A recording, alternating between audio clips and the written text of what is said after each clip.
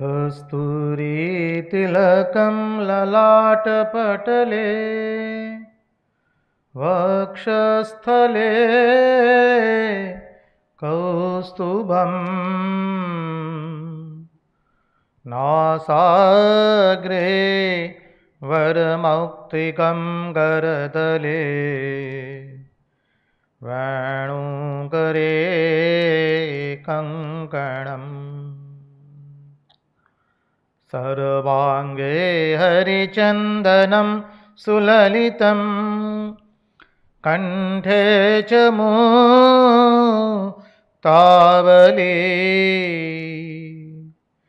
गोपस्त्री परिवेष्टितो विजयते गोपालचूडामणि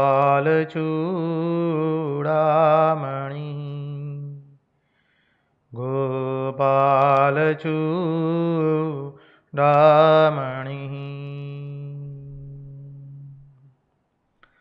स्वस्ति श्री गणेशाय नमः। श्री सरस्वत्यै नमः। श्री गुरुभ्यो नमः। नारायणं नमस्कृत्य नरं चैव नरोत्तमं देवीं सरस्वतीं व्यास ततो जयमुदीरयेत्। नमस्ते शारदे देवी सरस्वती मतिप्रदे वसत्वं मम जिह्वाग्रे सर्वविद्याप्रदा भव। मन्नाथो जगन्नाथो मद्गुरुं जगद्गुरुं ममात्मा सर्वभूतात्मा तस्मै श्रीगुरवे नमः। सच्चिदानन्दरूपाय विश्वोत्पत्त्यादिहेतवे तापत्रयविनाशाय श्रीकृष्णाय वयं नुमः। ॐ नमः परमहंसास्वादित चरणकमलचिन्मकरन्दाय भक्तजनमानसनिवासाय श्रीरामचन्द्राय विश्वसर्गविसर्गादि नवलक्षणलक्षितं श्रीकृष्णाख्यं परं धाम जगद्धाम नमामि तत्।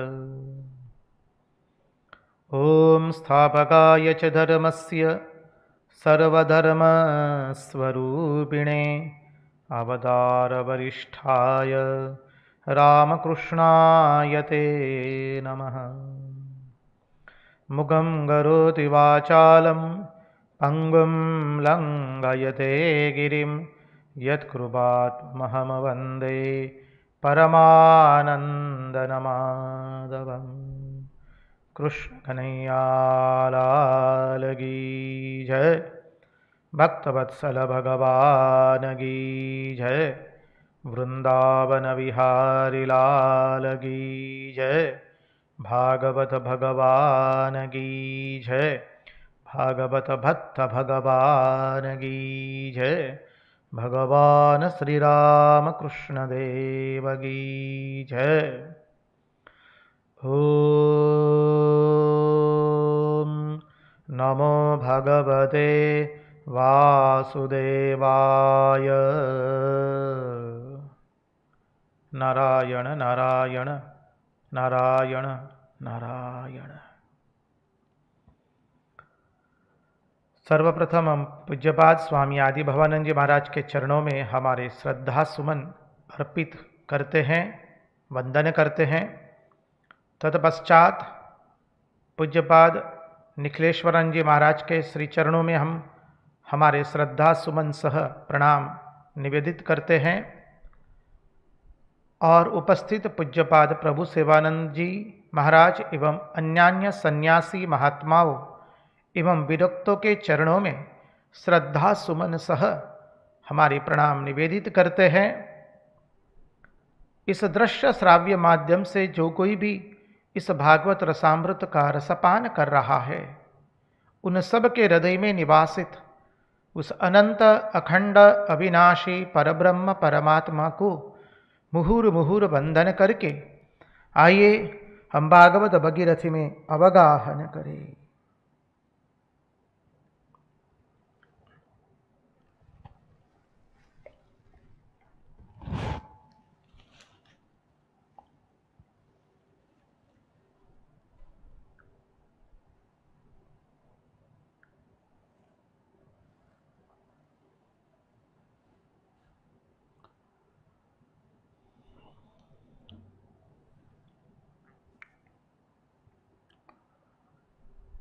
यं प्रव्रजन्तमनुपेतमपेतकृत्यं द्वैपायनो विरहकातर आजुहाव पुत्रेति तन्मयतया तरवोऽभिनेदु तं सर्वभूतहृदयं मुनिमानितोऽस्मि।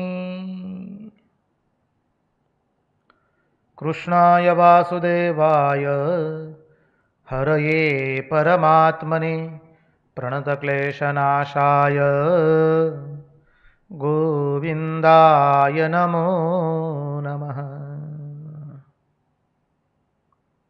नारायण नारायण नारायण नारायण।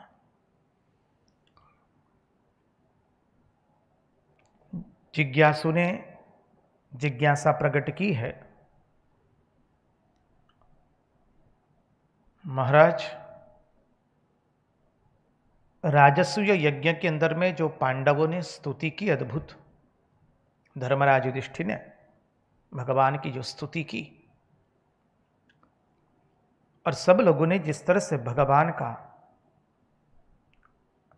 पूजन किया, सहदेव जी ने भगवान को परम मूल कारण बताया, उपादान कारण बताया, उससे प्रतीत होता है कि सभी पांडव अच्छी तरह से उनको यह ज्ञात था कि भगवान श्री कृष्ण साक्षात भगवान है, परमेश्वर है।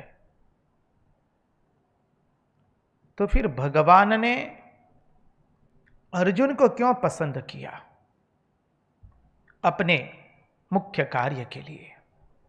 प्रश्न अत्यंत सुंदर है। देखिए, बहुत सुंदर संगति लगती है। एक घटना घटित होती है।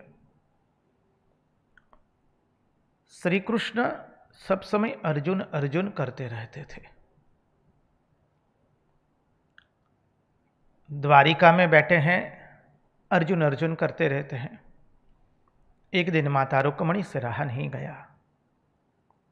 माता रुक्मणी ने कह दिया, प्रभु क्या है, जब देखो तब अर्जुन के रट लगाए बैठे हैं, जैसे हम तो है ही नहीं आपके सामने। तो भगवान की लीला है, हम लोगों के लिए। महात्मा लोग ये लीला को समझाते हैं। प्रभु मंद मंद मुस्कुरा दिए। प्रभु कहती है, चलो रुक्मणी, हम आपको अर्जुन का दर्शन कराए। माता रुक्मणी जी ने कहा कि अर्जुन में ऐसा क्या है जो सदैव आप अर्जुन अर्जुन करते रहते हैं? हम आपकी सेवा करते हैं, प्रेम से सेवा करते हैं। हमारी श्रद्धा भक्ति में कहीं त्रुटि हो तो इंगित कीजिए प्रभु, लेकिन सदैव आप अर्जुन का स्मरण करते रहते हैं। अर्जुन की विशेषता क्या है वो हमें भी दिखाइए। भगवान माता रुक्मणी जी को लेकर अर्जुन के पास आए हैं। अर्जुन तब शयन कर रहे हैं। माता रुक्मणी ने कहा, महाराज देखिए, ये तो शयन कर रहे हैं और आप अर्जुन अर्जुन कर रहे हैं। भगवान फिर से मुस्कुराते हैं, साहास्य बदन करते हैं। भगवान कहते हैं, देवी, अर्जुन के कानों में आप कौन सी आवाज जा रही है वो सुनिए। अर्जुन के कानों से कौन सी आवाज आ रही है?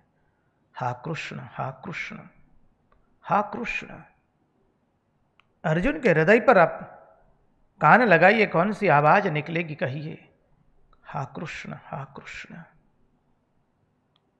अर्जुन का रोमे रोम केवल श्री कृष्ण से भरा हुआ है। अर्जुन श्री कृष्ण को छोड़ करके और कुछ जानता नहीं है। प्रतिक्षण प्रतिपल अत्र तत्र सर्वत्र केवल श्री कृष्ण का ही स्मरण कर रहा है। श्री कृष्ण के सिवा और किसी का स्मरण नहीं है। माता रुक्मिणी गदगदित हो जाती है, कहती भगवू अब समझ में आ गया कि आप कृष्ण कृष्ण क्यों करते हैं। आशा करते हैं आपको अब उत्तर मिला होगा।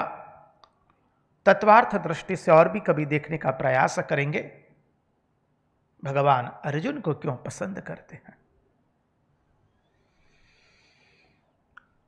और एक बात हम कल बताना भूल गए हैं। पूज्यपाद शुकावतार डोंगरे जी महाराज का जो श्रीमद् भागवत है वो अभी गीता प्रेस से भी पब्लिश हो चुका है, प्रकाशित हो चुका है।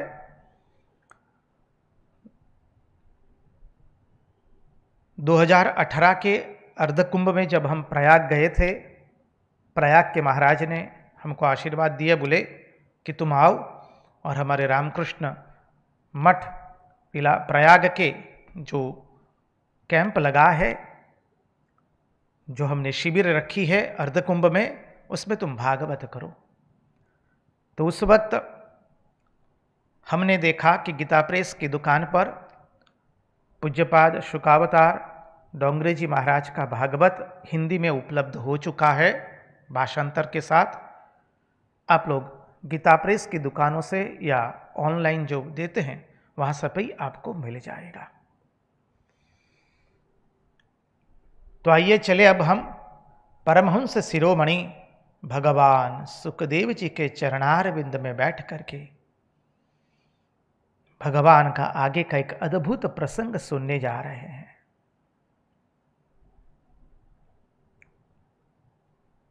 देखिए ये प्रसंग आया है श्री सुदाम चरित्र का। पहले हम सब लोग सुदाम देव को वंदना करते हैं। सुदाम देव महाराज की जय।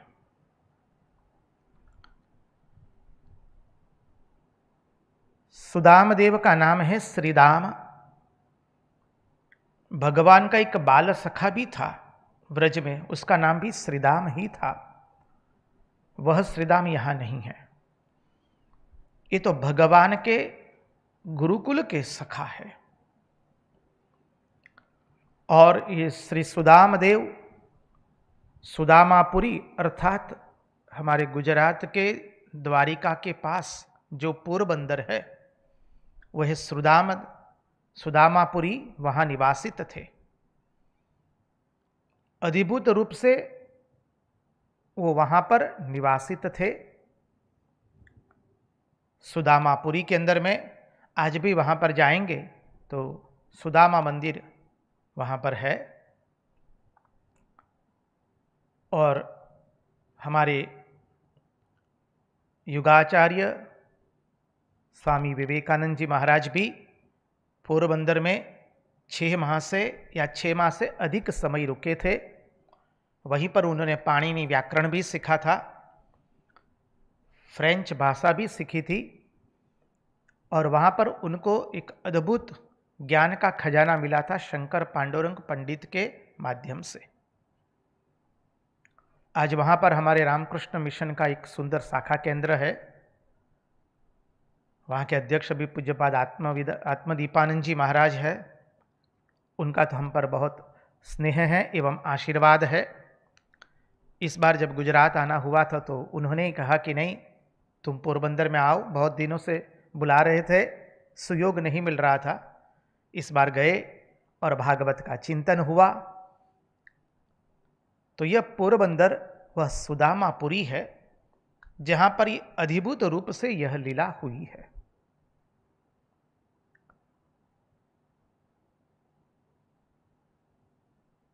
भागवत के अंदर में ये सुदाम देव का प्रसंग बहुत अद्भुत है। हम यह प्रसंग श्रीमद् भागवत के मूल के अनुसार एवं महात्मा लोग जो अन्यान्य पद्धति से इस प्रसंग का वर्णन करते हैं, इस लीला का चिंतन करते हैं, उस परंपरा के साथ भी करेंगे।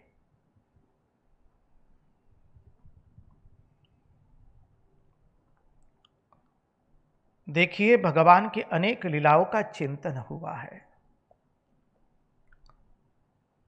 अब परीक्षित महाराज यहां पर वो स्वयं कहते हैं। श्रीमद् भागवत महापुराण 10वां स्कंद 80वां अध्याय अथाशीतितमोऽध्यायः। राजोवाच भगवन् यानि चान्यानि मुकुन्दस्य महात्मनः वीर्याण्यनन्तवीर्यस्य श्रोतुमिच्छामहे प्रभो।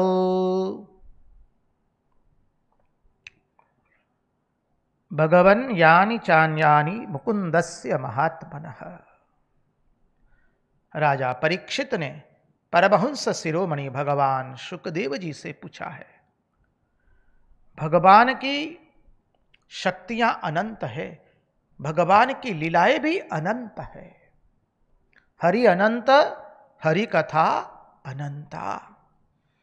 भगवन् यानि चान्यानि मुकुन्दस्य महात्मनः वीर्याण्यनंत वीर्यस्य श्रोतुमिच्छामहे प्रभो। प्रभु, यह जीव विषय सुख खोजते खोजते अत्यंत दुखी हो गया है और ये विषय बाण की तरह उसके हृदय में चुभ रहे हैं, वेदना कर रहे हैं। जब बाण की वेदना होती है तो असह्य वेदना होती है, और ये बाण निकल करके बाहर नहीं निकले हैं, चुभ रहे हैं। हम सभी लोग विषय के बाणों से चुभे हुए हैं। प्रतिपल हम लोगों को वेदना हो रही है, दुख है, अशांति है, क्लेश है।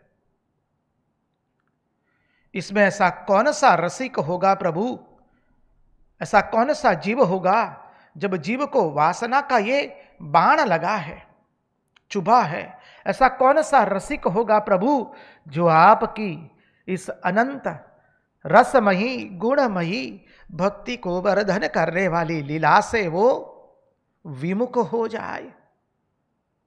बताइए क्या सुंदर भाव प्रदर्शित किया है परीक्षित राजा ने। ऐसा कौन सा अभागी जीव होगा प्रभु जो आपकी कथा से ये विषयों के बाण लगने के बाद, जो आपकी कथा इतनी रसमय, मधुमय, गुणमय, आनंदमय है, उससे विमुख हो जाए। देखिए, आज विगत 102 दिन से 103 दिन से आप सब लोग भगवान की इस रसमय, गुणमय, आनंदमयी कथा का श्रवण कर रहे हैं। कितने भाग्यवान हैं, कितना भगवान का हम सब के ऊपर अनुग्रह है। हम पुनः पुनः आपको कह चुके हैं, हमारे वक्ता केवल भगवान शुकदेव जी महाराज है। हम सब उनके चरण में बैठ करके श्रीमद् भागवत रसामृत का रसपान कर रहे हैं। आज 103 दिन से हम सब लोग परमहंस शिरोमणि भगवान शुकदेव जी के चरणों में बैठ करके भागवत का रसपान कर रहे हैं। हम सबको वासना के तीर लगे हैं, हम सब दुखी है, क्लेश से ग्रस्त है, अशांति से ग्रस्त है, मन अत्यंत चंचल है हमारा। वासना रूपी भूत, अहंकार रूपी भूत कितने कितनों को भूतों को गनाए हमारे ऊपर नृत्य कर रहे हैं। और इसमें हमारे नंद नंदन यशोदा नंदन की यह कथा हमें जो आनंद दे रही है, उसका तो अनुभव वही कर रहा है जो इसको पी रहा है। हम मुंह से कह नहीं सकते हैं। आगे परीक्षित राजा बहुत सुंदर कहते हैं, ये प्रसंग अत्यंत आनंददायक है। ओ मानव, हमारा आपसे दो हाथ जोड़ करके निवेदन रहेगा, कृपा करके इसका ध्यान से श्रवण किए। परीक्षित राजा ने आगे कहा, को नु श्रुत्वा सकृत ब्रह्मन् उत्तम श्लोक सत्कथा विरमेत विशेषज्ञो विषण्ण काम मार्गणैः। वह अभी जो कह दिया हमने, दोनों श्लोकों का भाषांतर साथ में लिया है। आगे तीसरे श्लोक में भगवान शुकदेव जी को परीक्षित राजा कहते हैं। बहुत सुंदर है ये तो।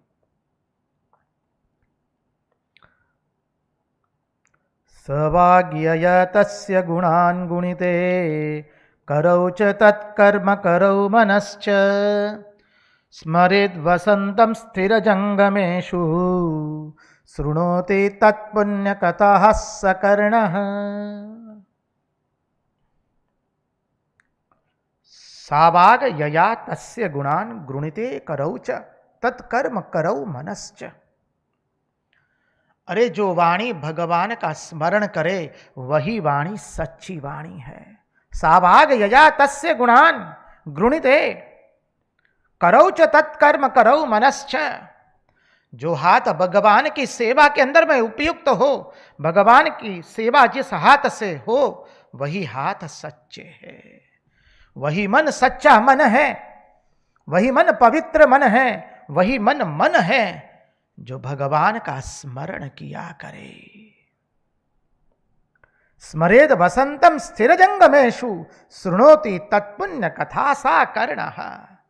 वही कर्ण है जो सदैव प्रभु आपकी कथा का श्रवण किया करे। क्या सुंदर कहा है, समझिए। वह कर्ण है जिस कर्ण से भगवान की अमृतमयी, आनंदमयी, कल्याणमयी, परम कल्याणमयी भगवान की लीला माधुरी को हम पीते रहे। आगे के श्लोक में बहुत सुंदर कहते हैं, शिरस्तु तस्यो भयलिंगमानमे तद्देव यत पश्यति तद्विचक्षुः। आहा, अंगानि विष्णोरथ तज्जनानां पादोदकम यानि भजन्ति नित्यम।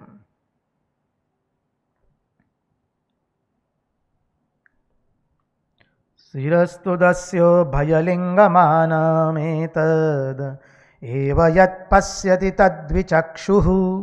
अंगानि विष्णोरथ तज्जनानां पादोदकम यानि भजन्ति नित्यम। वही मस्तक है जो भगवान के श्री चरण में शीश झुकाता है। वही मस्तक है जो अत्र सर्वत्र भगवान के चल अचल रूप को देख करके सबको जो वंदन करता है, वही मस्तक है। जो सर्वत्र भगवान के कृपा का दर्शन करता है, भगवान के विग्रह का दर्शन करता है, वही नेत्र वास्तव में नेत्र है। आहा, शिरस्तु तस्यो भयलिंग मानमेतद्देव यत् पश्यति तद्विचक्षुः। वही नेत्र है जो अत्र तत्र सर्वत्र प्रभु आपका दर्शन करे। याद कीजिए गोपियों ने क्या कहा था, बावरी ये अखियां जल जाए जो सांवरों छोड़ निहारे घोरो। बावरी ये अखियां जल जाए, ये नेत्र हमारे जल जाए यदि वो श्याम सुंदर को छोड़ करके अन्य किसी को देखे तो। क्या अद्भुत भाव है। और फिर कहा दिया, अरे शरीर के जो अंग प्रभु आपकी सेवा में लगते नहीं है, जिस अंग से हम प्रभु आपका स्मरण नहीं करते, आपकी सेवा नहीं करते, वो अंग नहीं है। हम आपको क्या बताएं, इतनी सुंदर ये भाव है। श्रीमद् भागवत के द्वितीय स्कंद में भी यही भाव है, जो साधन स्कंद है। वहां तो भागवतकार दोनों हाथ ऊपर करके कह देते हैं,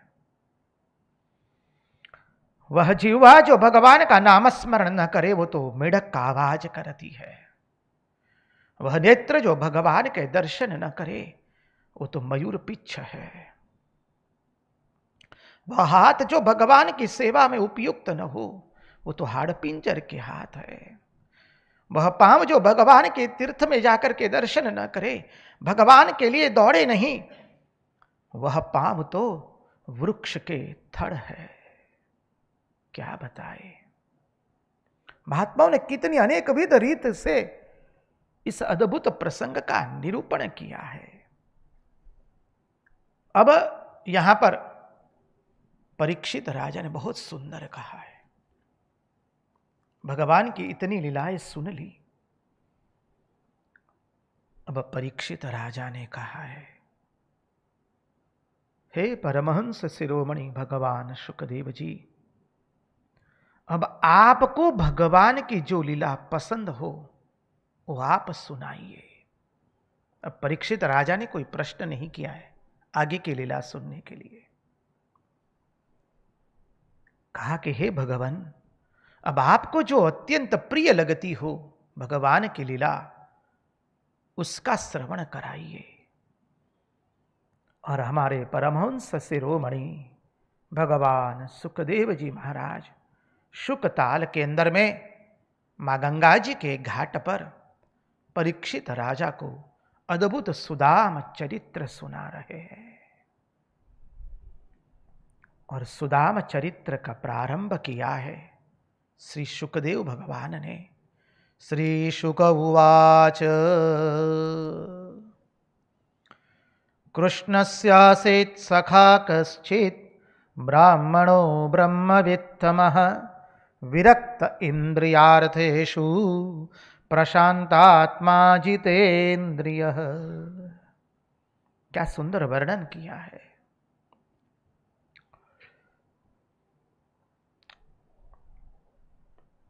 देखिए, जब कोई छोटा आदमी होता है, छोटा कोई मनुष्य है, वो अपना परिचय देना चाहता है तो कैसे परिचय देता है? वह अपने आप को किसी बड़े व्यक्ति के साथ युक्त करके अपना परिचय देता है। कहते हैं लोग, जानते हैं आप हम कौन हैं? अमुक अमुक व्यक्ति जो भारत में बहुत विख्यात है। बोले हाँ हाँ हाँ हाँ, उन्हीं के गांव के, उन्हीं के परिचित के मित्र जो है वो हमारे संबंधी लगते हैं। इस तरह से परिचय दिया जाता है। अब मान लीजिए एक गौरववंती गुजरात की भूमि से कोई व्यक्ति बाहर गई है, उसका परिचय पूछा जाता है तो किसी ने कह दिया, जानते हैं प्रधानमंत्री जो है भारत के, वो जिस शहर से है और वो जिस गांव से है, उस गांव के निवासी हम हैं। इस तरह से अपना परिचय देगा। बड़े व्यक्ति के साथ अपने आप को युक्त करके परिचय दिया जाता है। भक्त लोग अपने आप को भगवान के साथ युक्त करके परिचय देते हैं, अपने गुरु के साथ युक्त करके परिचय देते हैं। भक्त लोग इसलिए प्रणाम करने के समय कहते हैं, हम अमुक गुरु के शिष्य हैं। अपने यहां परिचय देने का रिवाज है। महात्माओं के पास परिचय दिया जाता है गोत्र नाम, गोत्र बोल करके। अहम वशिष्ठ गोत्रोत्पन्नोष्ठी। फिर अपना परिचय दिया जाता है, पहले गोत्र बुलाया जाता है। कलयुग का प्रभाव ऐसा है, आजकल तो लोग अपना गोत्र भी भूल रहे हैं। परंपराओं का वहन नहीं हुआ है।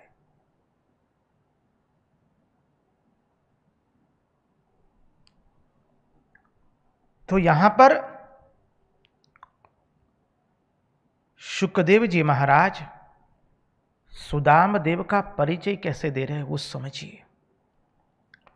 कृष्णस्यासित सखा कश्चित ब्राह्मणो ब्रह्मवित्तमः। श्री कृष्ण, एक ब्राह्मण जो श्री कृष्ण के परम मित्र है। श्री कृष्ण के परम मित्र, परिचय की पद्धति देख लीजिए। श्री कृष्ण के परिचित, श्री कृष्ण के परम मित्र ऐसे एक सुदाम ब्राह्मण। परिचय की पद्धति पर हम आपका ध्यान केंद्रित करना चाहते हैं, आकर्षित करना चाहते हैं। कृष्णस्यासित सखा कश्चित ब्रह्मणो ब्रह्मवित्तमः। श्री कृष्ण के परम मित्र, सुदामा के मित्र श्री कृष्ण इस तरह से नहीं दिया गया है। श्री कृष्ण के परम मित्र श्री सुदाम देव। विरक्त इंद्रियार्थेषु प्रशांतात्मा जितेंद्रिया। विरक्त है, प्रशांतात्मा है, जिसका चित्त शांत हो चुका है, सम हो चुका है। जितेंद्रिय है, जो जितेंद्रिय है, जिसका चित्त प्रशांत हो चुका है, समत्व को प्राप्त कर चुका है, जो इंद्रिय विजयी है, जो विरक्त है।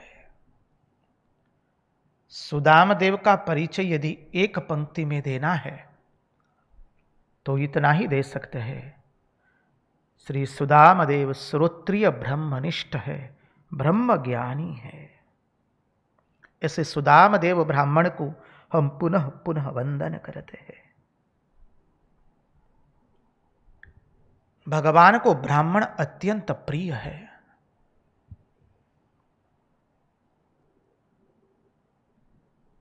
इसलिए विष्णु सहस्त्रनाम में भी आता है ब्राह्मण प्रिय। श्री रामकृष्ण देव ने उस परंपरा का पूर्ण रूप से निर्वाह किया है। अवतार कुछ तोड़ने आता नहीं है, अवतार जोड़ने आता है। एक भी परंपरा को अवतार तोड़ नहीं सकता है। तो ये सुदाम देव ब्राह्मण कैसे थे? श्रोत्रिय ब्रह्मनिष्ठ थे। महात्मा लोग इस कथा का अद्भुत रूप से निरूपण करते हैं। पंडित लोग, विद्वान लोग, भक्त लोग। सुदामदेव अत्यंत दरिद्र ब्राह्मण थे। उनका अयाचक का व्रत था। कभी किसी से कुछ मांगते नहीं थे। ब्रह्मज्ञ थे, जितेंद्रिय थे, विरक्त थे, प्रशांत आत्मा थे। दरिद्रता के कारण अन्न भी नहीं था उनके पास खाने के लिए पूर्ण मात्रा में। परिणाम स्वरूप उनके शरीर की हड्डियां दिखाई दे रही थी पूर्ण रूप से। एक फटी हुई गंदी धोती पहना करते थे। उनकी भार्या की भी यही अवस्था थी, सुशीला जी की। घर में पूर्ण मात्रा में अन्न नहीं होने से शरीर की सभी हड्डियां दिखाई दे रही थी।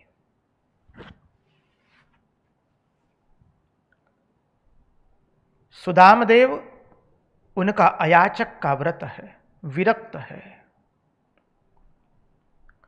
एक दिन सुदामदेव अपनी साधन करते करते मध्याह्न के पश्चात कुछ खाने के लिए अपनी कुटिया में भार्या के पास आए हैं। सुदामदेव कहते, कल्याणी कुछ हो तो दीजिए अन्न, भूख लगी है। क्षुधा निवृत्त करने के लिए कुछ अन्न हो तो दीजिए। माता सुशीला ने दो हाथ जोड़ करके वंदन करके कहा है, हे स्वामी, घर में अन्न का एक दाना तक नहीं है। सुदामदेव कहते, जैसी हरि की इच्छा, हम तो फिर भजन में मग्न हो जाएंगे। श्री सुदामदेव पुनः भगवान के चिंतन में मग्न हो गए हैं।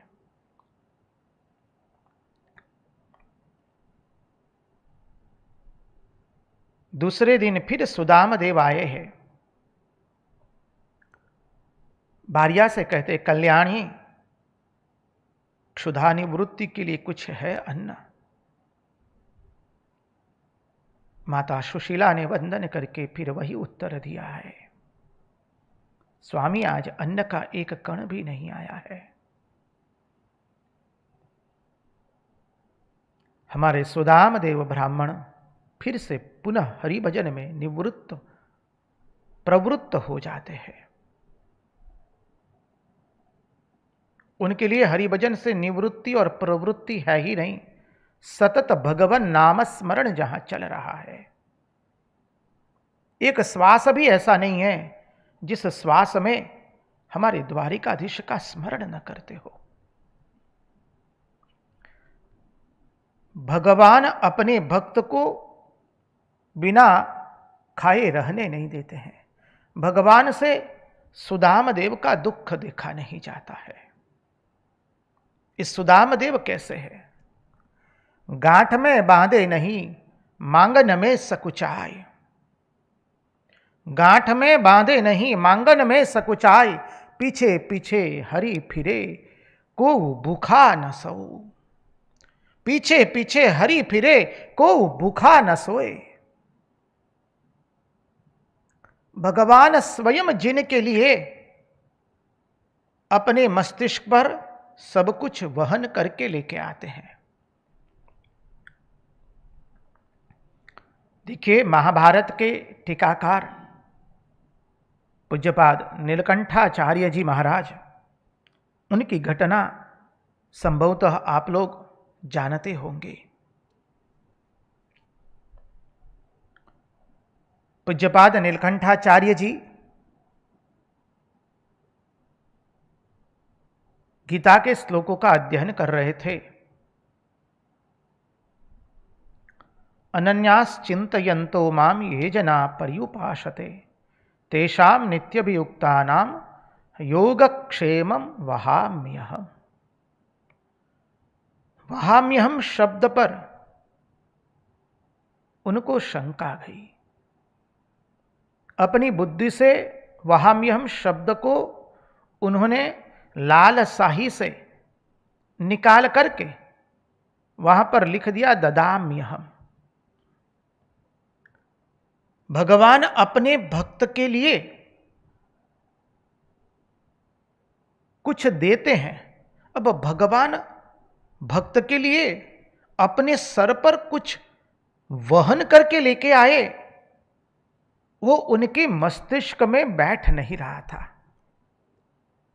आचार्य जो ठहरे महान विद्वान है, पंडित है, ब्राह्मण है, इसलिए वहाम्यहम् शब्द पर उन्होंने लाल शाही से उस शब्द के ऊपर लीटी कर दी और उस शब्द को वहां ददाम्यहम् किया। भगवान किसी के हाथों भेजेंगे? कोई सेठ आकर के कुछ दे गया, महात्मा की सेवा कर दी, ब्राह्मणों की सेवा कर दी। अब भगवान कैसे अपने मस्तिष्क पर वहन करके ले आए? अब नीलकंठाचार्य तो सदैव तत्वचिंतन में डूबे रहते थे। उनके घर की परिस्थिति भी ऐसी ही थी। नीलकंठाचार्य का मध्याह्न संध्यावंदन का समय हुआ है। गए हैं स्नान करने सरिता में। घर में माता अकेली है, अन्न भी कुछ नहीं है। थोड़ी देर के बाद एक बालक आता है। बालक के सर पर बहुत बड़ी टोपरी है। टोपरी में अनेक फल, अनेक कुछ खाने की सामग्रियां रखी हुई है। आकर के बाहर से आवाज लगाता है, मां मां। माता को हुआ कि कौन बुला रहा है, इतना सुंदर सुमधुर आवाज। कर्ण से सीधे हृदय में उतर गया वो आवाज। मां बावरी बन करके दौड़ी दौड़ी बाहर जाती है और जहां देखती, क्या सुमधुर बालक है, आहा, क्या सुंदर मुखार बिंद है उसका। अरे हृदय से लगा दो ऐसे बालक को, मैं चूम लूं। इतना सुंदर बालक। एक क्षण उसका दर्शन करके जैसे मां अपने आप को खो बैठी है। मां उसके दर्शन कर रही थी, वहां पर टोपरी पर देखा, अरे बेटा इतनी बड़ी टोपरी, इतना बड़ा वजन तेरे सर पर किसने लादा है? जैसे हृदय में एक जोर से वेदना हो गई मां को। अरे मेरे इतने सुंदर बालक के ऊपर इतनी बड़ी टोपरी, इतनी सारी चीजें किसने रखी बेटा, बोल। बालक कहता, मां क्या बताऊं, पंडित जी ने रखी। मां को क्रोध आ गया, अरे कैसे है स्वामी, इतना छोटा सा, इतना कोमल, इतना सुमधुर बालक है, जिसको देखने से एक क्षण के लिए अरे आंखों की पलक बंद नहीं होती है, इसे इतने सुंदर बालक पर इतना वजन किसी ने लाद दिया, वो भी मेरे स्वामी ने। और देखती है तब तो मां का जैसे हृदय फट गया, और देखा तो भगवान के श्रीअंग पर घाव के बड़े बड़े निशान हो चुके हैं।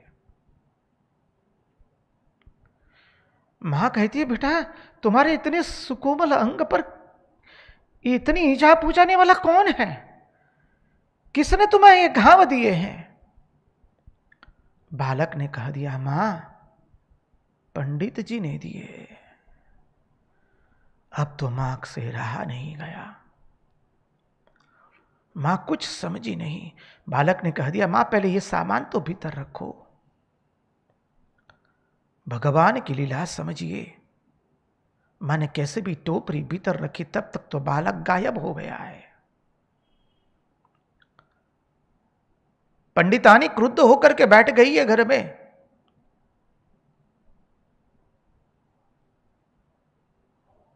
पूज्यपाद नीलकंठाचार्य जी स्नान से, संध्यावंदन से निवृत्त होकर लौटते हैं। पंडितानी क्रुद्ध है। भीतर प्रवेश करते ही पंडितानी को कहते, कुछ खाना हो तो लाओ, क्षुधा की निवृत्ति करनी है। और पंडितानी का मुंह देख करके महाराज समझ गए, क्या बात है, आप रूठे हुए हैं? अब पंडितानी से रहा नहीं गया, उसने पूरी कथा निवेदित कर दी। आप कितने क्रुद्ध हो गए, शास्त्र पढ़ते पढ़ते क्या आपके हृदय की कोई भावना नहीं रही? आपका हृदय क्या भावना शून्य हो चुका है? और पूरी जो घटना घटित हुई वो बताया है। ऐसे एक छोटे बालक के पर आपने इतना बड़ा वजन लगा दिया, टोपरी रख दी। नीलकंठाचार्य जी कहते हैं, वो पंडितानी सुनिए मेरे बात, कौन बालक, कौन सी टोपरी और कौन से घाव के निशान किए मैंने, थोड़ा विगत से सुनाई है। पंडिता ने पूरी विगत से बात सुनाई। नीलकंठाचार्य के नेत्रों से अश्रुधाराएं बहने लगी। वाह रे मेरे नाथ गोविंद, नंद नंदन यशोदा नंदन। नीलकंठाचार्य भगवान की सजल नेत्रों से स्तुति करते हैं, प्रभु क्षमा कीजिए मुझे। पंडितानी को कहते, कल्याणी तुम भाग्यवान हो, तुमको भगवान के दर्शन हो गए। मैं गीता जी का अध्ययन कर रहा था, वहां पर वहाम यहम लिखा हुआ है, मुझे शंका गई, इसलिए मैंने लाल स्याही से उसके ऊपर निशानी कर दी और उस शब्द को निकाल करके ददाम्यहम लिखा। मेरी भूल हुई है, समझिए। तो हमारे श्री सुदाम देव ऐसे हैं, गांठ में बांधे नहीं, मांगन में सकुचाए, पीछे पीछे हरी फिरे, को भूखा न सोई। 2 दिन हो गए हमारे श्री हरि से रहा नहीं गया है। आज हमारे श्री हरि ब्राह्मण का रूप लेकर के सुदाम देव के वहां आए हैं भिक्षा मांगने के लिए। और मां भीतर में है सुशीला मां, हमारे श्याम सुंदर, हमारा नीलमणि, हमारे पूर्ण पुरुषोत्तम भगवान श्री कृष्ण चंद्र कहते, मां भवती भिक्षान्न देही, भवती भिक्षान्न देही। मां सुशीला ने चिंतन किया, कौन मांगने को आया इस दरिद्र की कुटिया पर। अब मां सोचती है, चिंतन करती है, यदि मैं कह दूं कि महाराज घर में कोई अन्न नहीं है तो मेरे श्रीहरि की लाज जाएगी। मैं मेरे श्रीहरि के लाज को बचाने आई हूं। मेरा श्रीहरि मेरा अपना है। मेरे पति तो विरक्त है, प्रशांतात्मा है, जितेंद्रिय है, उनका अयाचक का व्रत है। घर में अन्न का एक दाना तक नहीं है। मैं कह दूं कि कुटिया में कुछ नहीं है तो मेरे श्रीहरि की लाज जाएगी। सुशीला माता के श्रीअंग पर भी एक फटी पुरानी अत्यंत पतली सी एक साड़ी पहनी हुई है मां ने। उनके शरीर की भी वही स्थिति है, उनके कपड़ों की भी वही स्थिति है जो श्री सुदाम देव जी के कपड़े एवं शरीर की स्थिति है। माता सुशीले ने दरवाजा थोड़ा खुला करके मर्यादा के अनुरूप रह करके कह दिया, महाराज हमारे यहां सूतक है।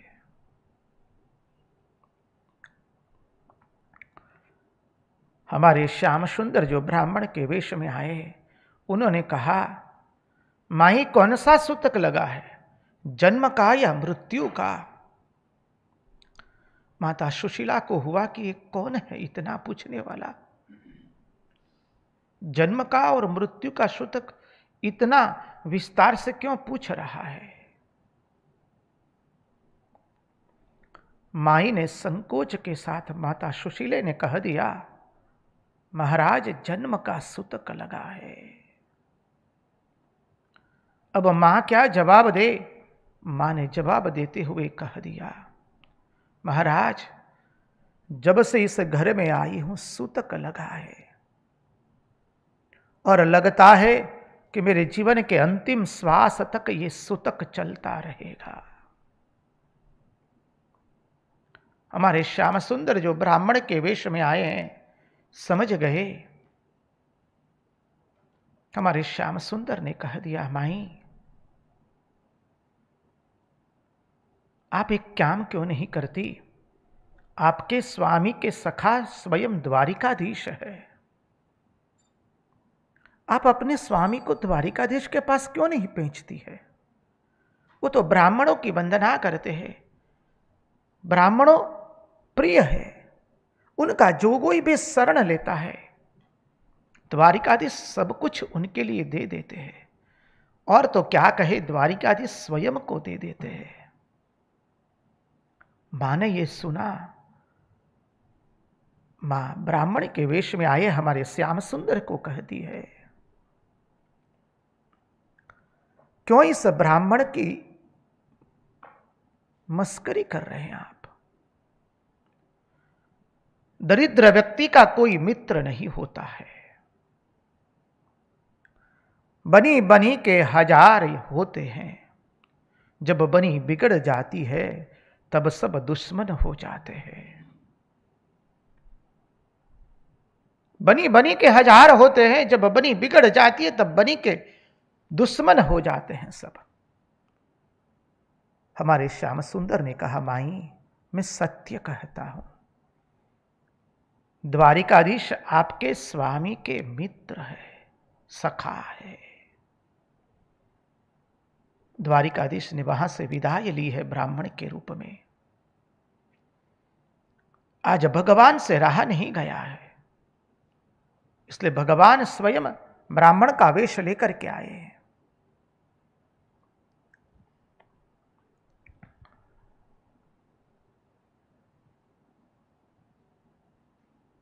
द्वारिकाधीश ने विदाई ली है। तीसरे दिन फिर सुदामदेव जी आए क्षुधा की निवृत्ति के लिए। ब्राह्मणी ने कह दिया, स्वामी घर में अन्न का एक दाना तक नहीं है।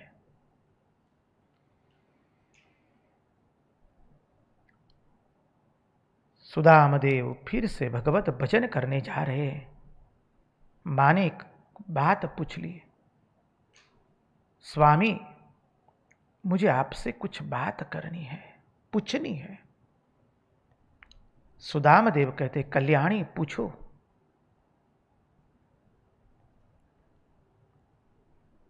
मां ने पूछ लिया, सुना है द्वारिकाधीश आपके सखा है। द्वारिकाधीश वासुदेव आपके सखा है। जहां वासुदेव का नाम हमारे सुदामदेव के कर्ण पर पड़ा है, सुदामदेव के नेत्रों से अश्रु की धारा बहने लगी। सुदामदेव ने कहा कि कल्याणी आपको किसने कहा? द्वारिकाधीश मेरा मित्र है वासुदेव।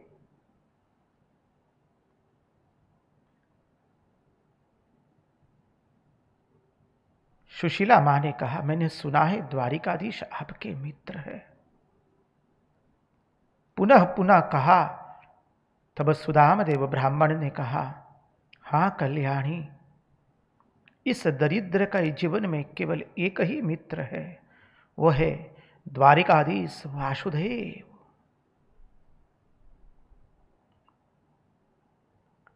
सुदामदेव के नेत्रों में जल भर आया है और सुदामदेव कहते हैं, कल्याणी मैं आपको क्या कहूं।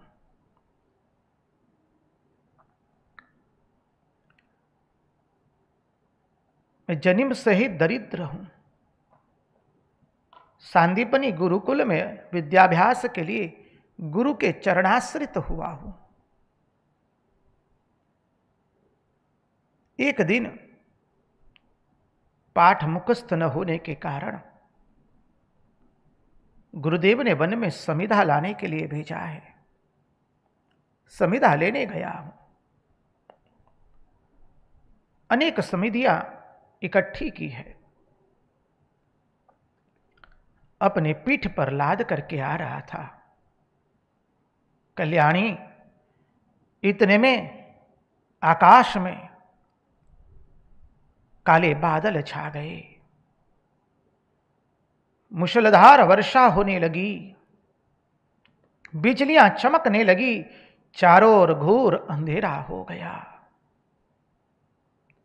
वन में हिंसक पशुओं की आवाज सुनाई देने लगी।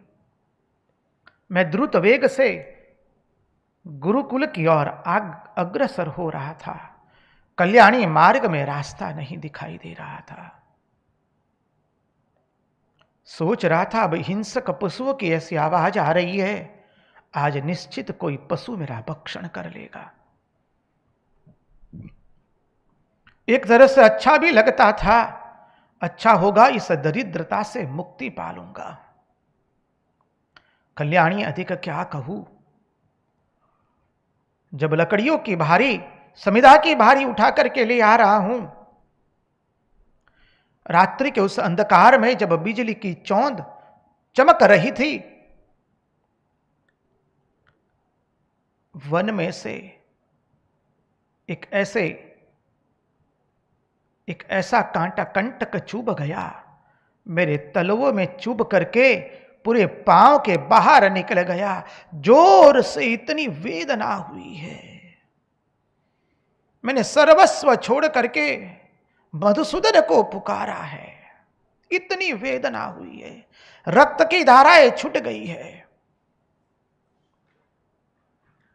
वेदना के मारे मेरा शरीर तड़प रहा था। अपने आप को मैं संभाल नहीं पा रहा था। अब तो एक ही आस थी मधुसूदन की, परमात्मा को पुकारा है मैंने। और अब तो भय भी लगने लगा है कि निश्चित अब वन पशु मेरा भक्षण कर लेंगे। अच्छा है, भक्षण कर ले तो मैं इस दरिद्रता के दुख से मुक्त हो जाऊंगा। कल्याणी, इतनी वेदना हो रही थी शरीर में, क्या बताऊं। इतने में किसी ने एक सुंदर सुकोमल हाथ मेरे कंधों पर रख दिया।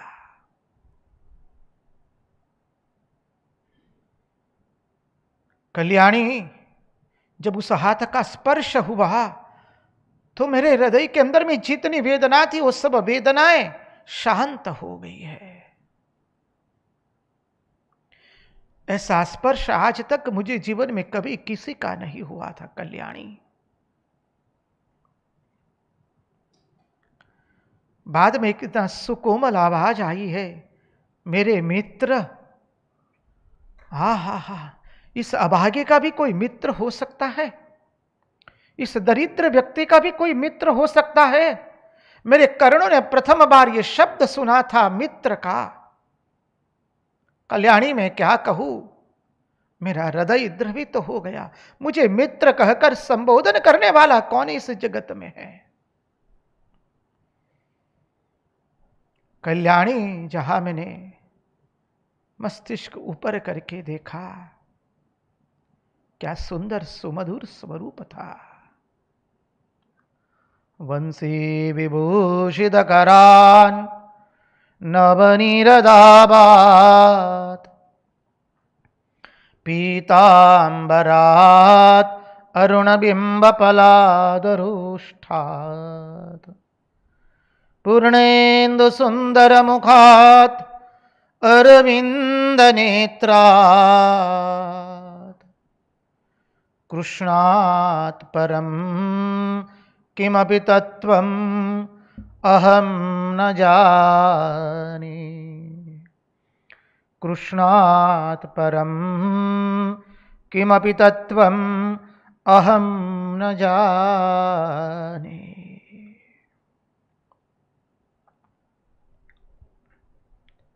कल्याणी, इतना सुमधुर स्वरूप जीवन में मैंने आज तक देखा नहीं था। मेरे नेत्र उस स्वरूप का पीने लगे। उनका स्पर्श मैं चाम से पीने लगा। उनके शब्द मैं कानों से पीने लगा। नासिका से श्री कृष्ण गंध लेने लगा। अब तो एक ही इच्छा थी, प्रभु हमें वक्षस्थल से लगा लीजिए। मेरे नाथ ने इस अभागे दरिद्र को, अभागे ब्राह्मण को उस दिन इस जगत के नाथ मेरे वासुदेव ने मुझे वक्षस्थल से लगा लिया है, मुझे गले से लगा लिया और कहा, मित्र तुम चिंता मत करो। मेरा सब दर्द एक क्षण से सदा के लिए चला गया। कल्याणी, क्या बताओ, धन घड़ी धन भाग हो गए। उस वक्त मेरे जीवन का सूर्योदय हुआ। मेरे आनंद की कोई सीमा नहीं रही। कल्याणी, वो मुझे अपना हाथ पकड़ करके, उनके हाथ में मेरा हाथ उन्होंने लिया और गुरुकुल में गुरु माता के पास लेकर आए और मुझे कहते, मां, गुरु माता ही मेरा परम मित्र है, हम दोनों साथ में ही रहेंगे। जीवन में आज प्रथम बार किसी ने मुझे इतना प्रेम स्नेह और मित्र कहा है। कल्याणी, मेरी आंखों से, मेरे नेत्रों से 14 अश्रुधाराएं बह रही थी। कल्याणी, क्या कहूं, उस दिन से मेरे जीवन का सूर्योदय शुरू हुआ। हम उठते बैठते, खाते पीते, सोते, गुरुकुल में शिक्षा लेते, सदैव वासुदेव मेरे साथ रहता था। हम एक क्षण के लिए एक दूसरे से कभी अलग नहीं हुए। कल्याणी, कतई अलग नहीं हुए। आगे का प्रसंग बहुत सुंदर है। समय हो रहा है, हम ब्रह्मचारी महाराज जी से नम्र निवेदन करेंगे, कृपा करके एक भजन की प्रस्तुति कीजिए। तत्पश्चात सुदामदेव के प्रसंग में हम प्रवृत्त होंगे।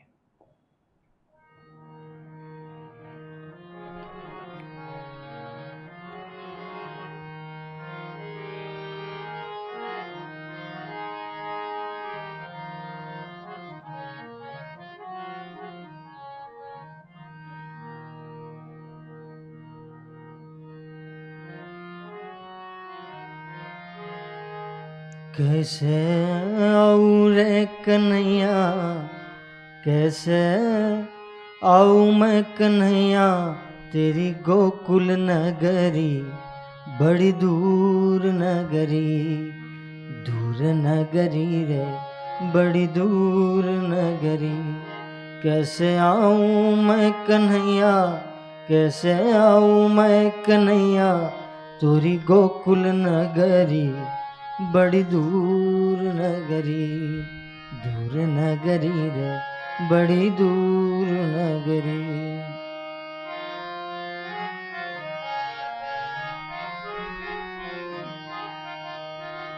जमुना जल जाऊं कान्हा, पायल मोरी बाजे, जमुना जल जाऊं कान्हा, जमुना जल जाऊं कान्हा, पायल मोरी बाजे। जपट चलू तो है, जपट चलू तो मोरी छलके गगरी, बड़ी दूर नगरी, हाँ दूर नगरी रे बड़ी दूर नगरी।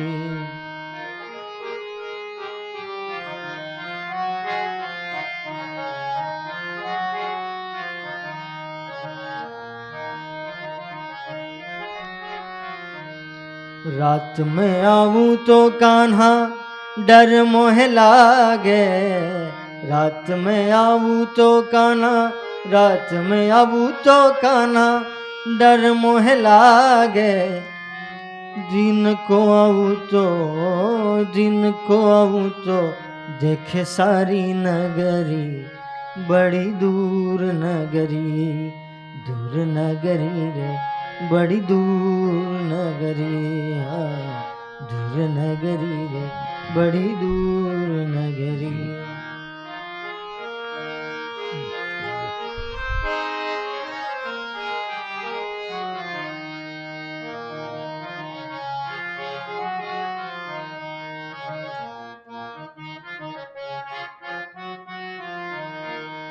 सखी संग आऊं कान्हा, शर्म मोह लागे, सखी संग आऊं कान्हा, सखी संग आऊं कान्हा, शर्म मोह लागे। अकेली आऊं तो, अकेली आऊं तो भूल जाऊं डगरी, बड़ी दूर नगरी, दूर नगरी रे बड़ी दूर नगरी, दूर नगरी रे बड़ी दूर नगरी।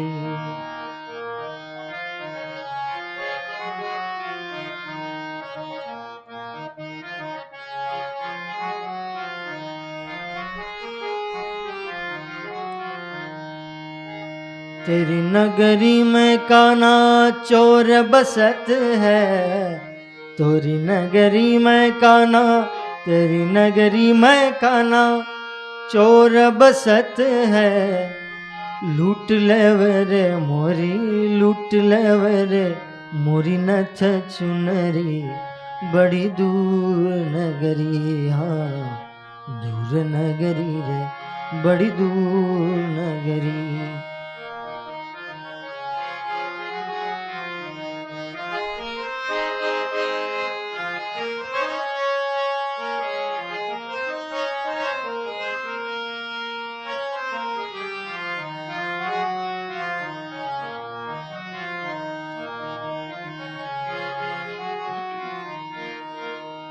मीराबाई गावे प्रभु गिरिधर नागर, मीराबाई गावे प्रभु, मीराबाई गावे प्रभु, मीराबाई गावे,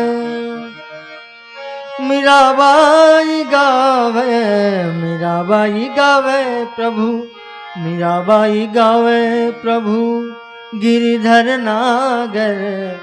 तुम्हारे दरस बिना, तुम्हारे दरस बिन हो गई बावरी, बड़ी दूर नगरी, हाँ दूर नगरी रे बड़ी दूर नगरी।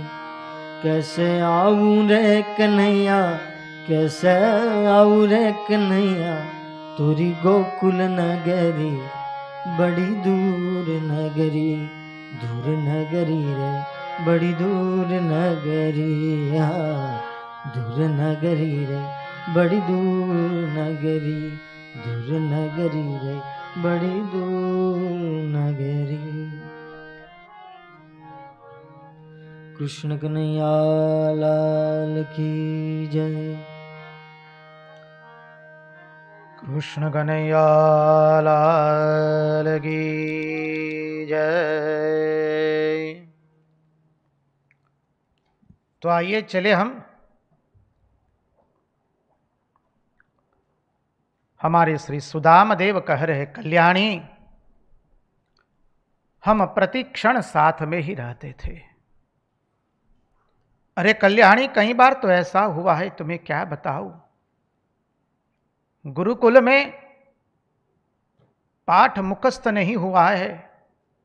गुरुजी ने हमसे पूछ दिया है कि बोलो, हम मुखस्त नहीं कर पाए हैं, हम बोल नहीं पाए हैं।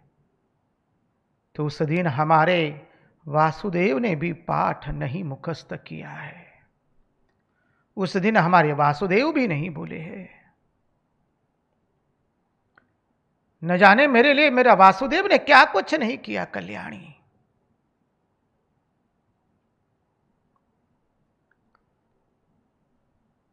मेरे आनंद की कोई सीमा नहीं थी। हर पल हर क्षण मैं श्री कृष्ण वासुदेव के साथ रहता था। मेरा भाग्योदय हो चुका था। कल्याणी, गुरुकुल में नियम था, प्रातः हम गुरु माता को जाके पहले वंदन करते थे। कल्याणी, एक दिन प्रातः में गुरु माता को जाकर के वंदन कर रहा हूं। गुरु माता के नेत्रों में अश्रु है। मैंने गुरु माता से पूछा, मां बात क्या है जो आपके नेत्रों में अश्रु? अरे जब से हमारा कन्हैया वासुदेव यहां आया है, किसी के चेहरे पर उदासीनता तक नहीं है मां। अत्र सर्वत्र सर्वत्र केवल आनंद आनंद है।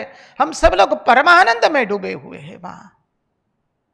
और आज गुरु मां आपके नेत्रों में अश्रु आ गए हैं।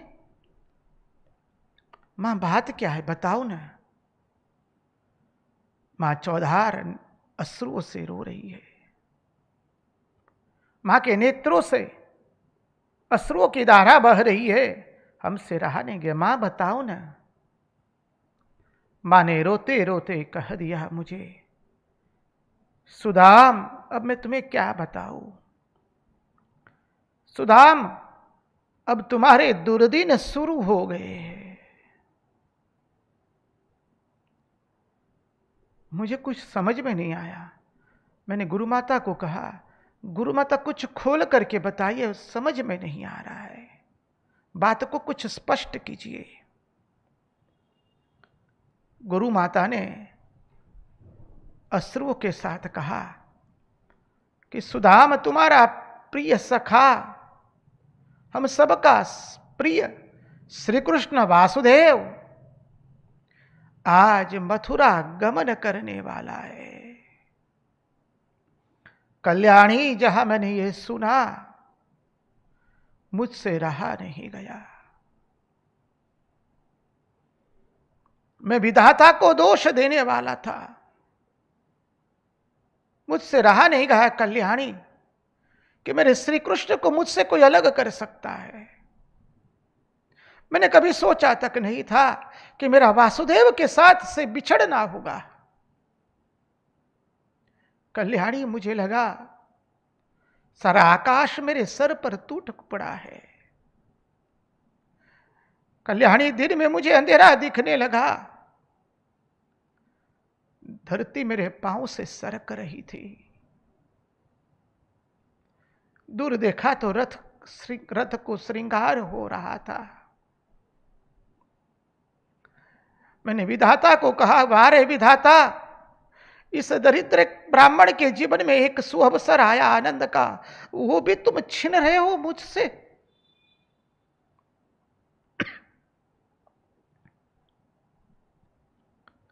मुझसे रहा नहीं गया।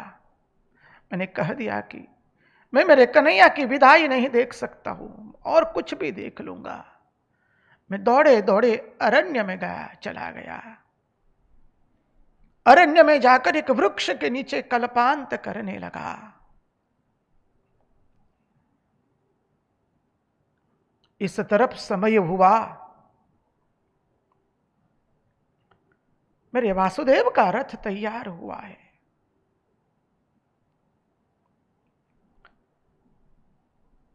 ऋषि कुमार लोग स्वस्ति वाचन करने लगे, वेद घोष होने लगा। गुरु माता एवं गुरु जी सजल नेत्रों से मेरे वासुदेव को विदाई दे रहे थे। ऋषि कुमारों के आंखों में अश्रु थे, गुरुकुल के अन्य छात्रों के नेत्रों में भी अश्रु थे। किसी के मुख पर हास्य नहीं था, किसी के मुख पर आनंद नहीं था। आज हमारा वासुदेव हम सबको छोड़ करके जा रहा है। हमारा वासुदेव रथ पर बैठे हैं, चारों ओर दृष्टि की है। हमारे वासुदेव ने तुरंत पूछा, मेरा सुदाम कहां है? कोई उत्तर नहीं दे पाया है। मेरा वासुदेव सबसे पूछ रहे हैं, मेरा सुदाम कहां है? मेरा सुदाम कहां है? गुरु माता ने अपने आप को संभालते संभालते कहा, वासुदेव, मैंने उसको आज तुम्हारी विदाई की बात बताई है, उससे तुम्हारी विदाई देखी नहीं जाएगी। वो कल्पांत करते करते अरण्य की ओर चला गया है। मेरे वासुदेव रथ पर सवार थे। कल्याणी, मैं तुम्हें क्या बताऊं, हमारे वासुदेव रथ पर से कूद पड़े हैं। दौड़े दौड़े अरण्य में आए, मेरे नाम से पुकार कर रहे, सुदाम सुदाम, मैं तुम्हारा वासुदेव। कल्याणी, क्या कहूं, मैं वृक्ष के नीचे बहुत रो रहा था, मुझे कुछ सूझ नहीं रहा था। वासुदेव वहां पर आ गए। वासुदेव ने मुझे देखा है, मुझे उठाया है, अपने गले से लगा लिया है। कल्याणी, वासुदेव ने मुझे वक्षस्थल से लगाया है, गले से लगाया है। वासुदेव ने मुझे बहुत सांत्वना दी उस वक्त। वासुदेव ने कहा, कल्याणी, रे सुदाम, इस जगत का नियम है, जो मिलता है उसको बिछड़ना पड़ता है। मेरे मित्र सुदाम, हमें अनेक जिम्मेवारी को निभाना है मुझे, इसलिए मुझे जाना पड़ेगा। सुदाम, तुम चिंता मत करो, सदैव मैं तुम्हारे पास रहूंगा। कल्याणी, हमारे वासुदेव ने हमें आश्वासन दिया, और वासुदेव ने मुझे कह दिया, मेरे मित्र सुदाम, जब तुम्हें कभी मेरा स्मरण हो आवे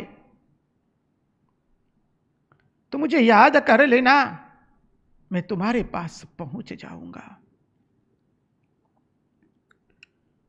कल्याणी, उस दिन से, उस घड़ी से, उस क्षण से आज तक मेरे वासुदेव की ऐसी कृपा रही है, आज तक उसका विस्मरण नहीं हुआ है।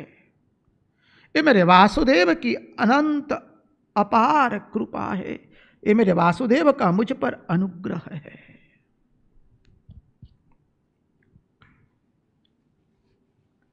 सुदाम देव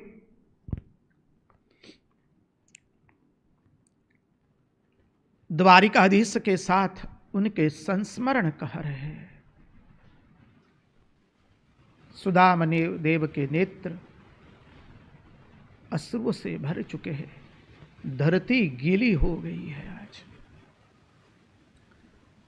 सुदाम देव का द्वारिकानाथ से ऐसा प्रेम है, आज तक सुदाम देव ने कभी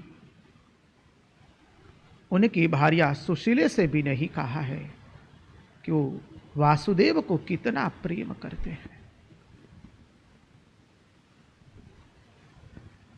सुदाम देव ने जो कहा वो अद्भुत कहा है।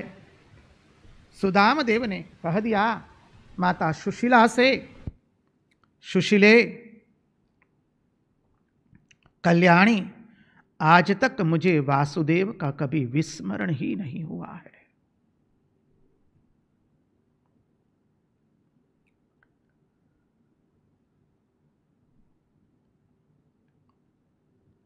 माता सुशीले ने कहा, स्वामी आप एक बार क्यों द्वारिकाधीश के पास चले नहीं जाते हैं? एक बार द्वारका हो आइए ना, आपको अच्छा लगेगा। आपके मित्र और जगत के नाथ वासुदेव के दर्शन हो जाएंगे। आप एक बार तो हो आइए ना। अब माता सुशीला ने कहा, सुना है वो ब्राह्मण प्रिय है, उनके लिए ब्राह्मण वंदनीय है। आप जाएंगे तो हमारा दारिद्रता का दुख भी दूर हो जाएगा, कुछ धन भी दे देंगे।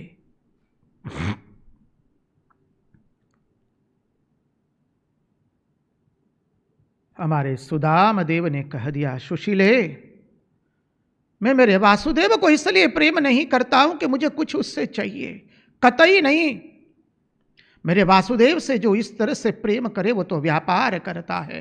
मुझे मेरे वासुदेव से कुछ नहीं चाहिए। मैं वासुदेव को प्रेम करता हूं क्योंकि मैं उसे चाहता हूं, मैं उसका प्रेमी हूं। उसको प्रेम किए बिना मैं रह नहीं सकता हूं। कल्याणी मेरा सर्वस्व, मेरा द्वारिकाधीश मेरा वासुदेव है। वासुदेव के अतिरिक्त और किसी को मैं जानता नहीं हूं।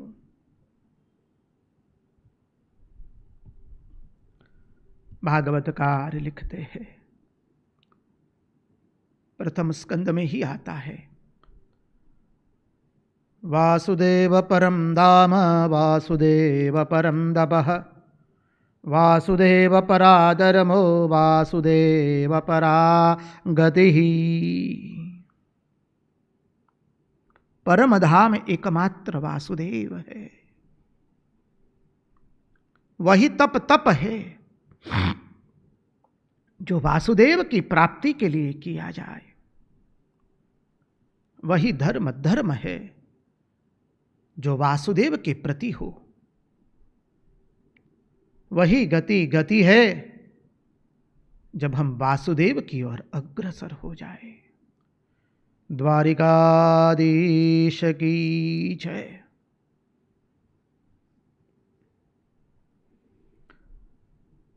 माता सुशीले ने अपने स्वामी सुदाम देव से बार बार याचना की है, आप एक बार हो आइए ना। द्वारिकाधीश के पास आपके मित्र है। सुदाम देव ने सोचा ठीक है, कल्याणी जब कहती है तो धन के लिए नहीं, मेरे वासुदेव के दर्शन के लिए मैं चला जाऊंगा। सुदाम देव गदगद हो गए। सुदाम देव द्वारिका के लिए प्रस्थान करते हैं। सुदाम देव ने कहा, कल्याणी इतने वर्षों के बाद मैं मेरे मित्र से मिलूंगा, क्या खाली हाथ जाऊंगा? कुछ है क्या? कुछ देने के लिए कुछ नहीं मिलेगा? माता सुशीले ने कहा, नाथ रुकिए, मैं अभी कहीं से कुछ मांग करके ले आती हूं। सुशीले मां कहीं से कुछ मांग करके लाई है। ऐसे चावल है, कोई चावल बड़ा है, कोई छोटा है, कोई ऐसे चावल है जो चावल की गिनती में नहीं आते हैं, जो चावल पशु एवं अन्य भिखारी लोग भी नहीं खाते हैं, पशु को खिलाए जाते हैं, ऐसे चावल मांग करके मां सुशीला जी लेकर के आई है। भागवत में स्पष्ट रूप से लिखा है, याचयित्वा चतुरो मुष्टिन विप्रान पृथक तुंडलान, पृथक तंडुलान, याचित्वा चतुरो मुष्टिन विप्रान पृथक तुंडलान, पृथक तंडुलान, चैल खंडेन तान बद्ध्वा भर्त्रे प्रादादुपायनम।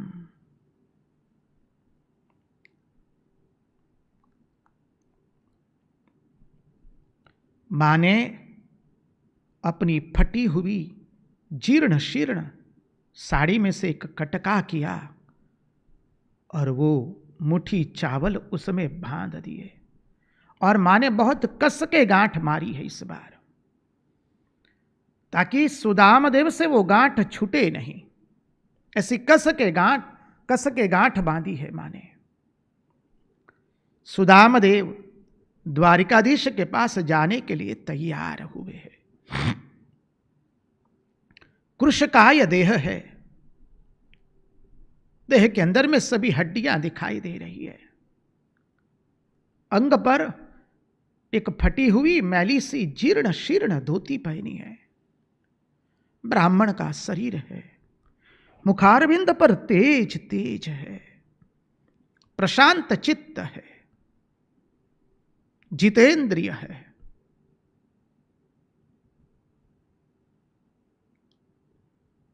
आज ऐसे ब्रह्म देवता, बुदेव ब्राह्मण देवता द्वारिकाधीश के लिए प्रस्थान करते हैं।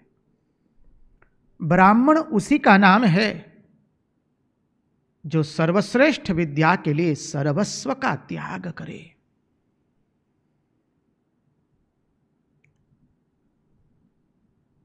जो भगवत विद्या प्राप्त करने के लिए, ब्रह्म ज्ञान की विद्या प्राप्त करने के लिए, जो संसार के सभी सुख साधन, संपत्ति, पद, ऐश्वर्य, प्रतिष्ठा, ख्याति, विख्याति, सर्वस्व का जो त्याग करे, उसी का नाम ब्राह्मण है।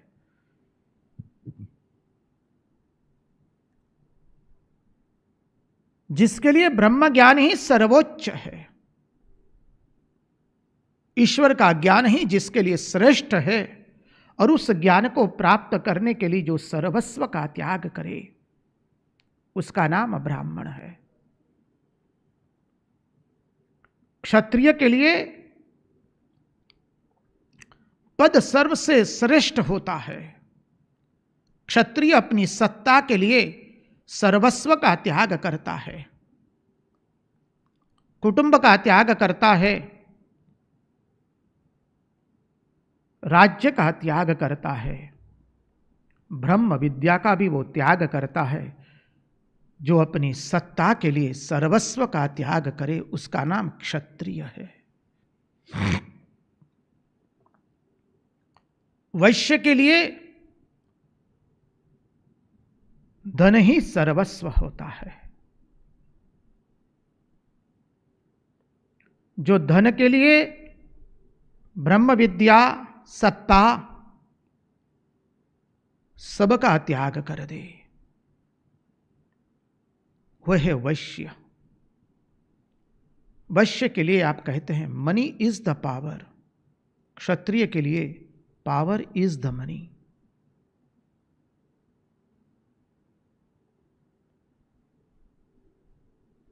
पावर इज मनी वो क्षत्रिय के लिए है, वैश्य के लिए money is the power.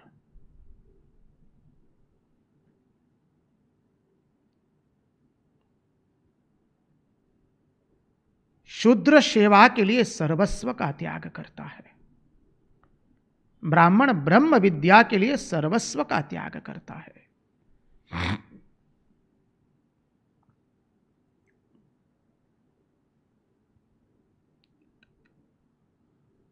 Sudamdev Sudamapuri से द्वारिकाधीश के पास जाने के लिए प्रस्तुत हुए हैं। मार्ग में चल रहे हैं, मार्ग काट नहीं पाते हैं, शरीर कृशकाय है, शरीर में ताकत नहीं रही है। मार्ग में एक वृक्ष की निश्रा में विश्राम लेते हैं।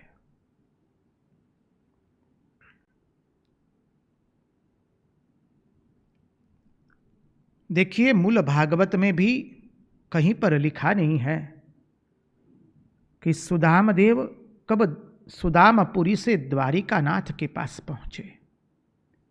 महात्मा लोगों ने बहुत सुंदर तत्वार्थ समझाया है। ये जीव की शिव के पास जाने की यात्रा है, जीव की शिव के प्रति की यात्रा है, और यात्रा का वर्णन नहीं होता है। क्यों नहीं हो किया गया है यात्रा का वर्णन? क्योंकि जीव को शिव के पास जाने के लिए केवल मन बनाना है। ये जीव परमात्मा को प्राप्त करना चाहता है, उसके लिए उसको केवल अपना मन बनाना है। बाकी यात्रा तो भगवान पूर्ण करा लेंगे। क्या महात्माओं ने अभय वचन दिया है। हम एक बार केवल मन से तय कर ले, हम भगवत प्राप्ति करके ही रहेंगे। हमें भगवान के दर्शन करने हैं। इस जीवन में हम नंद नंदन यशोदा नंदन पूर्ण पुरुषोत्तम भगवान श्री कृष्ण के दर्शन करेंगे। मन से पूर्ण रूप से तय कर ले, बाकी की यात्रा तो भगवान पूर्ण करा लेंगे।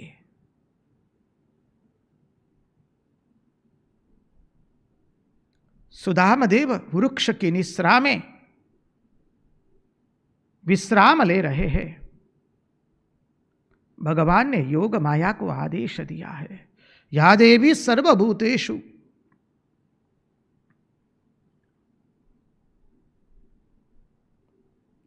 योग माया का आदेश प्राप्त करके योग माया ने सुदामदेव को सीधे द्वारिका में रख दिया है। सुदामदेव की आंख खुलती है, देखते कि अद्भुत नगरी है सामने। सुदामदेव सोच रहे हैं मैं क्या स्वप्न देख रहा हूं। देख रहे सुंदर नगरी है, सुंदर उपवन है, उद्यान है, सरोवर है, पक्षियों का सुंदर कलरव सुनाई दे रहा है, मोर नृत्य कर रहे हैं, चारों ओर आनंद का साम्राज्य छाया हुआ है। नर नारियों को सुशोभित वस्त्रों में देख रहे हैं, अलंकृत है नर नारी, अलंकारों से अलंकृत है। सुंदर नगरी सजाई गई है, चारों ओर आनंद आनंद जैसा वातावरण है। सुदामदेव से रहा नहीं गया। सुदामदेव दरबान के पास जाते हैं और कहते, भाई ये नगरी कौन सी है? दरबान ने कह दिया, क्यों जी, ये तो द्वारिका नगरी है। ये द्वारिका नगरी है क्या? बोले हाँ। अरे ये हमारे कन्हैया की नगरी है क्या? दरबान सोचता है कि हमारे द्वारिकाधीश को कन्हैया कह के पुकारने वाले कौन है? निश्चित ये उनके पुराने कोई मित्र होने चाहिए। अरे जहां दरबान ने कह दिया, हाँ जी ये द्वारिकाधीश पूर्ण पुरुषोत्तम श्री कृष्ण चंद्र की वासुदेव की नगरी है द्वारिका। बस हमारे सुदामदेव नृत्य करने लगे, आनंद से अश्रु बहने लगे। एक हाथ में जोली, एक हाथ में लाठी है, नृत्य करने लगे। हरे कृष्ण